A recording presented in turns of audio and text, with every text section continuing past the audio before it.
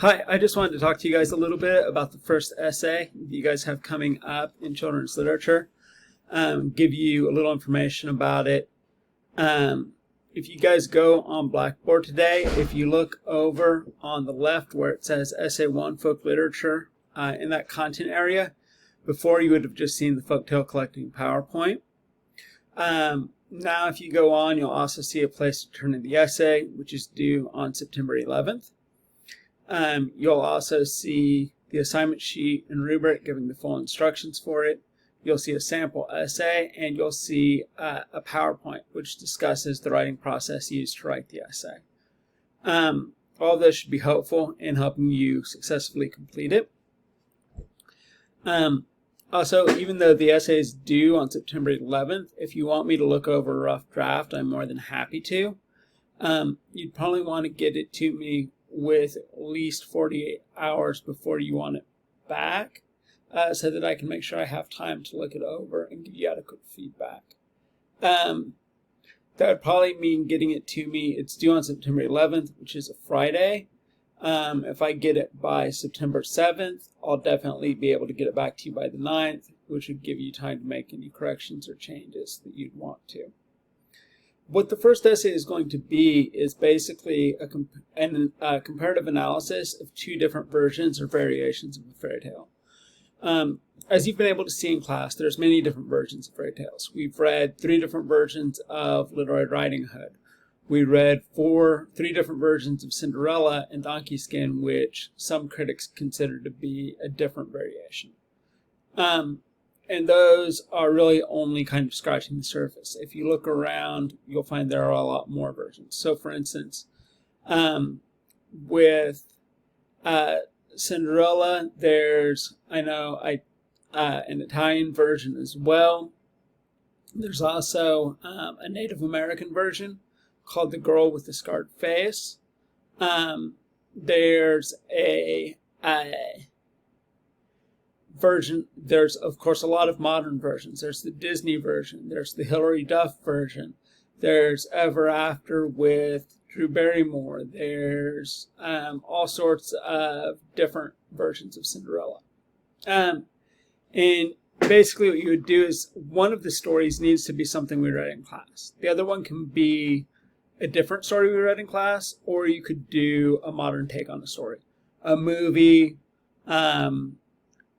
Some people have done graphic novels. I've had people start to write about video games that use the stories as source material. It would be even possible to do, there are songs based on the fairy tales, and that would be something to do as well. There's lots of different possibilities of what you could do. What you want to do for the paper is essentially basically figure out what is the message or moral that you feel each version of the story sends. The morals and messages will be slightly different, partially because the way that society views children and the messages society wants to instill in children are different at different points in time. And what society thinks children are able to handle, and what they're mature enough to read and deal with. So because the view of children changes over time, because society's morals and values change over time, the fairy tales change over time. They're constantly changing, and that's part of being folk culture. Folk culture means that different people change things all the time and make it up and twist it to fit their needs. That's the folk process. That cultural anthropology would discuss the folk process. That's what they mean. That people are constantly changing it to fit the new needs of whatever current culture they're in. So basically, you'll take the 2 stories, think about how their culture affected them, think about what message they send, and basically write an analysis of how they send different messages, why they send different messages. In the conclusion, or in the thesis, you might indicate which one you feel does a better job of sending messages to today's children, which one you think would be better for children today and children now. How you define children, again, you might want to think about audience. Do you think that these fairy tales are more directed towards younger children, teenagers?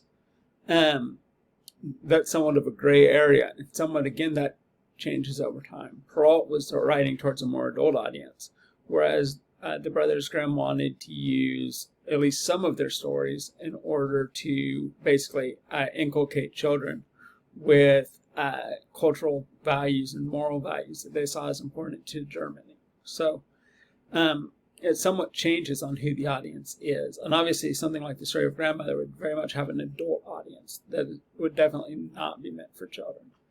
And of course, what is okay for children changes over time. Pretty soon we're going to read The Juniper Tree, which the Brothers Grimm wrote. I believe it's included in their children's edition.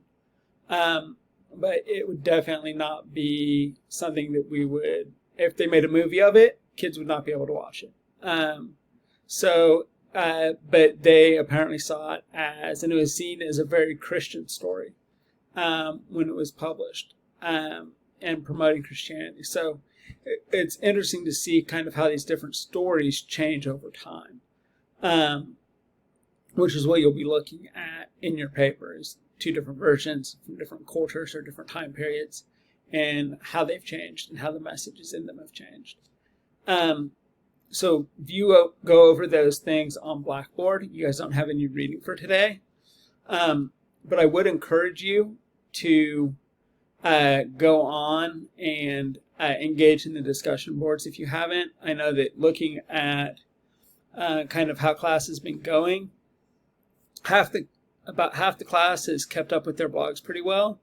About the other half of the class is about at 33% on their blogs. On the discussion boards, I've posted a lot of substantive questions. A lot of them are asking students to make comparisons and contrasts between different stories. What I'm trying to do is prep you to write the essay. I'm asking questions which give you material which you might be able to use in order to write the essay. A lot of times, when students post, I'll respond with more questions, kind of prodding thought. A lot of times I'll try to play devil's advocate and question them. A lot of times what I'm trying to do is get them to back themselves up more, provide more textual support in order to prepare them for the essay and to be successful in the essay. So those might give you some ideas. They're also, the discussion boards are going to be 10% of your grade. I've got 2 students who are doing a very good job at posting on the discussion boards regularly, but 75% of the class has posted very little on the discussion boards. And each time we have reading assignments, I post up new threads, multiple new threads for each reading assignment. So that's something you guys will definitely want to go check out. Also, whereas we don't have any reading for today, for Friday, we are going to be reading some stories that use the wicked stepmother archetype. Snow White, The Juniper Tree, and Vasilisa the Fair. Vasilisa the Fair oftentimes is also seen as a version of Cinderella. It's a Russian story, which is kind of like a mix between Cinderella and Hansel and Gretel in some ways. So we'll be looking at that for Friday. If you guys have any questions, let me know. Feel free to email me. Like I said again, when you get a rough draft of the paper, if you would like me to look at it, just go ahead and send me a draft of it. I'll try to get back to you as soon as possible. If you get it to me by the 7th, I can promise to have it back by the 9th. Or by the 8th, I can promise to have it back to you by the 10th. So that kind of depends on how much time you think you might need in order to work on it. I may get it back sooner than that also. It just kind of depends on how much work I have coming in my other classes. So I hope you guys have a good day. Get on the discussion boards. If you haven't been keeping up with the blogs, you'll definitely want to blog for the readings on Friday because those points add up. I hope you guys are having a good day, and I will talk to you later. Thank you.